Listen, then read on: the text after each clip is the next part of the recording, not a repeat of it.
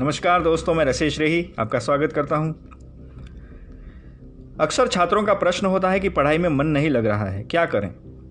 पढ़ते पढ़ते ध्यान कहीं और चला जाता है, तो परीक्षा में अच्छे मार्क्स लाने के लिए पढ़ाई कैसे करें। तो चलिए आज मैं इसी बात पर कुछ सुझाव देने वाला हूं, जिसे सुनकर जिन छात्रों का पढ़ाई में मन नहीं लगता उनको उनके प्रश्न का हल मिल सके।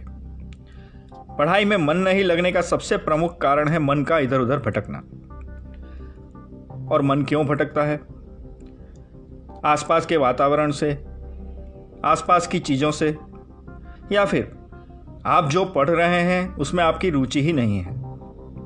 लेकिन अब परीक्षा में पास होने के लिए पढ़ना तो पड़ेगा ही, रुचि भी लेनी पड़ेगी, आखिर आपके भविष्य का सवाल है।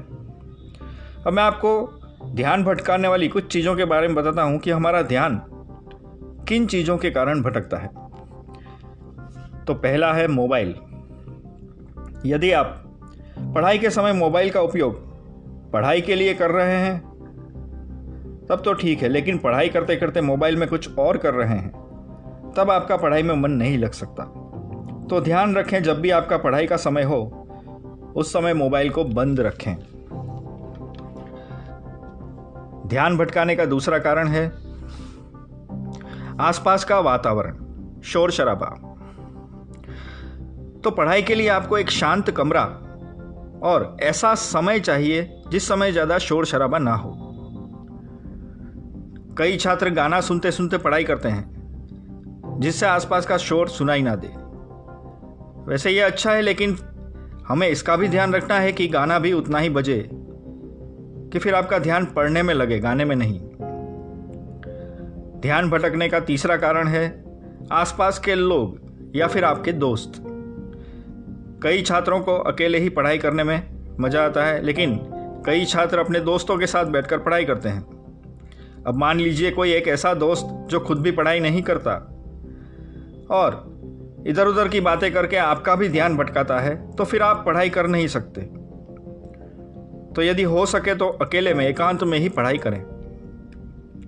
और घर परिवार में भी कई बार ऐसा होता है कि आप एक कमरे में पढ़ाई कर रहे हैं और कोई ना कोई परिवार का सदस्य आपको किसी काम से बुलाने आ जाता है, तो आपका ध्यान भटकता है और फिर पढ़ाई में मन नहीं लगता। इसलिए जब आप घर में पढ़ाई कर रहे हो तो परिवार के सदस्यों से भी कह दीजिए कि इतने समय तक मैं पढ़ाई करूंगा, तो मुझे कोई डिस्टर्ब ना करे। तो दोस्तों, इन सब कारणों की वजह से हमारा ध्यान पढ़ाई में नहीं लग पाता है। और भी कई कारण हो सकते हैं। तो अब मैं आपको कुछ ऐसे टिप्स देने जा रहा हूं जिसको यदि आप अच्छी तरह से फॉलो करेंगे तो आपका ध्यान भी अब से पढ़ाई में लगेगा और शांत मन से आप पढ़ाई कर सकेंगे।